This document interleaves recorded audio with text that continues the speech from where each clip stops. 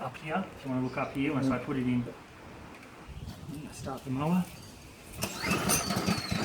Now, as you can see, or here, it only idles very, very slowly. And to get it to do anything more than that, I have to press levers down here, like that, to make it fire on manually.